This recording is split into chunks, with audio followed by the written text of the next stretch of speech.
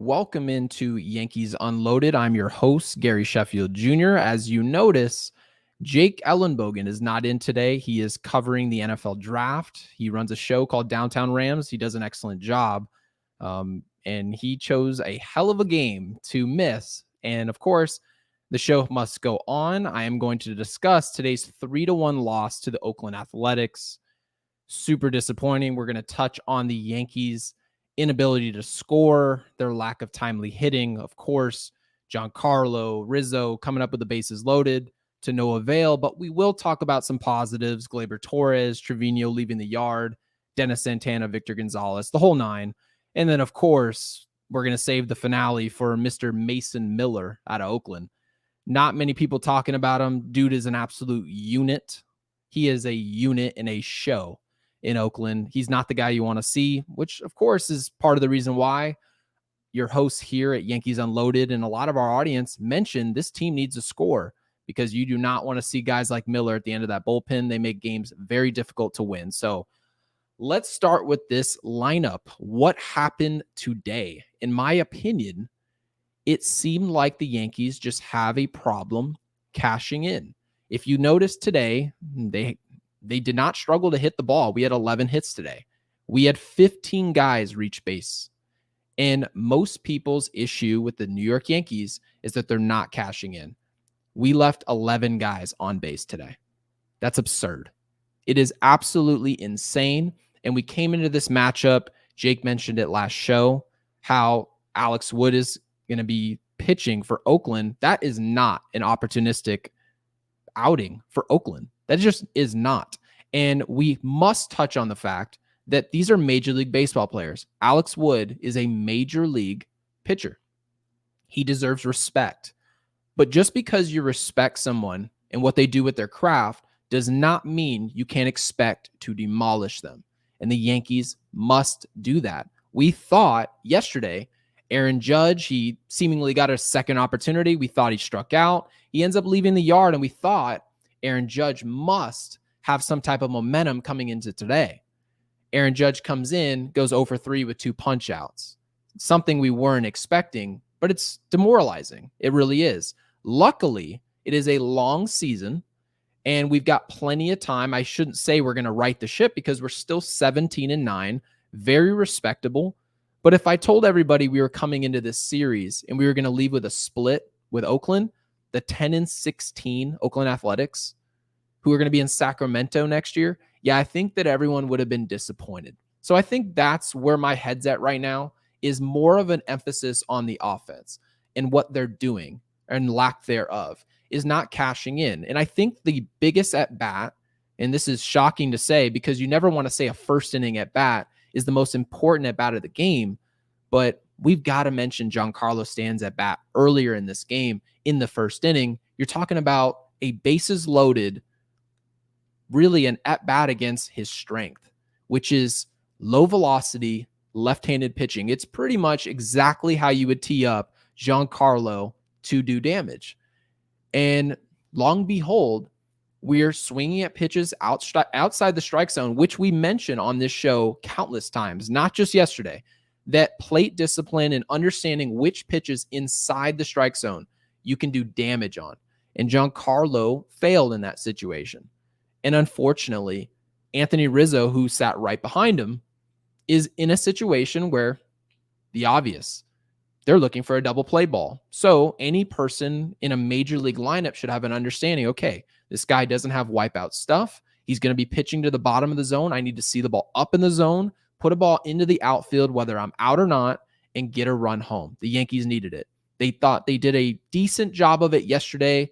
They strung a few innings together where we were able to score, and they didn't do it today. Rizzo ends up swinging at a pitch at the bottom of the zone, rolling into a double play, and essentially losing all momentum. It felt like, oh, okay, here we go again, in a weird situation, because the Yankees are winning games, but I feel like they're more unsatisfactory than what we're looking for. We're looking for this offense to pull their weight.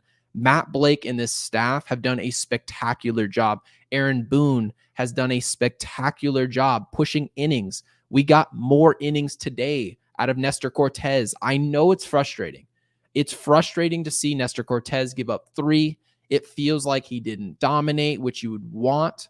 But when someone goes 7 full in a Major League Baseball game, regardless of who they're pitching against, and they give up 3, and you look to the other side and Alex Wood's pitching, that should be a win.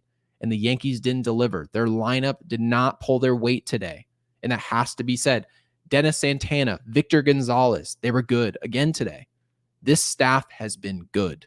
So Jake and I have mentioned this on our show plenty of times. When this staff delivers, the offense has got to go the rest of the way. And occasionally, without Garrett Cole, you're going to be in a situation where the lineup's just got to carry. And based on the additions that they made, I would say this lineup right now is more of a surprise. This lineup's more of a surprise. We got production today, but it wasn't from the top of the lineup. Volpe had himself an infield. I know he had 2 hits today, but he had an infield single. Juan Soto had a double today. He was fine, but obviously completely overmatched at the end of the game with Miller. Aaron Judge 0 for 3, 2 Ks. Stan 0 for 4, 2 Ks. Rizzo 1 for 4. They just weren't getting the hit that they needed. Not hits. So that's where I'm at right now. Obviously, Trevino leaving the yard, great. We feel like he's been swinging a hot bat. He's kind of earning his spot right now at catcher, which we, again, have given him credit, to this point. So, yeah, I just want to make sure that it's clear that this Yankees team is just not delivering. They're not delivering in terms of scoring the baseball. We cannot say it enough on this show that while everybody else, and we also, so I don't want to throw you guys under the bus. Okay. I want to make sure that you guys know, you guys were saying that we needed another starting pitcher and Blake Snell was on the market. We didn't go get Blake Snell. Eventually, the longer we waited, Jake and I backed off of Snell. We said that he was skipping too much of spring training, and we felt like perhaps we were coming in light on the mound, and that didn't happen. It turns out the Yankees are having no problem getting outs. Matt Blake, who we always believed in, I think everyone here agreed there, he was going to find ways, whether we re-signed Wandy, we went out and got Blake Snell, we traded for Corbin Burns, whatever situation the Yankees put themselves in, we felt like we were going to squeeze the orange and get as much as possible out of the staff. And long and behold, we did exactly that. And we felt that Brian Cashman did enough to reinforce this lineup. But I don't think a lot of people recognize the fact that we just made assumptions about what players who were key contributors last year, like Gleyber Torres, Aaron Judge, we expected everybody to just return to form. We expected guys like DJ LeMahieu to be on the field and play the way they did in the second half. And you tend to see you can't make those assumptions in Major League Baseball. Now we're sitting around wondering, okay, Aaron Judge isn't hitting, but for how long? How long does that go on? Gleyber Torres in a contract year, he's hitting 200 after a couple hits today. How long does this last? When do we have expectations that they return to form? So right now, I think the Yankees heading into the Milwaukee series on the road, and then they're going to go see Baltimore. This team needs to find their form quickly, because when you're not scoring runs and you're not making productive outs and playing good situational baseball, these games can get out of hand very quickly against some of the better teams in Major League Baseball, in particular Milwaukee and Baltimore, who are playing some of the best baseball in the league. So what else happened today? Cabrera had a hit. So, I mean, let's be honest. The offense didn't have an issue getting hits. That's my takeaway with this game. They did not score runs. It's become habitual. And I'm in a situation now where I say, I'm done making predictions about what this team will do based on the matchup that we saw, because it seems like guys who can have 7.5 ERAs can go face the New York Yankees and then they look like Sandy Koufax. That is not a them situation. That is an us issue. And the Yankees need to go out there and execute. They've got the talent. Brian Cashman, we've done plenty of complaining over the years about Cashman and his job, but he's put enough talent on this team to expect these guys to go out to score runs. They have not done so. It is incredibly, incredibly disappointing. So we need to go ahead and look at the game that is happening tomorrow, because this Yankees team, frankly, does not have a lot of time off. They play plenty of games in a row. And to be honest with you, they deserve it. They did not put it away. So we got Luis Gil slated on the mound tomorrow against Milwaukee against Colin Rea, who I'm not sure who that is, but based on his numbers, his ERA is 2.08.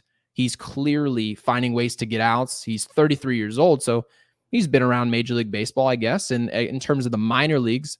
But again, guys, I don't come into this outing, but no matter what he did, I don't come into this outing thinking opportunistically the Yankees just need to flat out go out there and get it.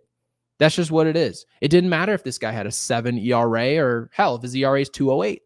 He's a guy who needs to be figured out. The Yankees have to go out there and impose their will. We expect at this point, Luis Gil is going to give us 5. It's what he's done pretty consistently. He's found ways to dial back his fastball. His breaking ball hasn't been as sharp, but overall, his changeup has been completely dominant.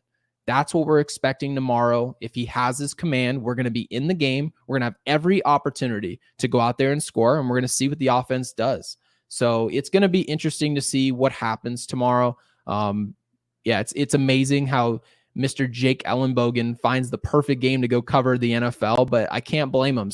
But we cover this game for the diehards, for the diehard Yankees fans who want to know the details.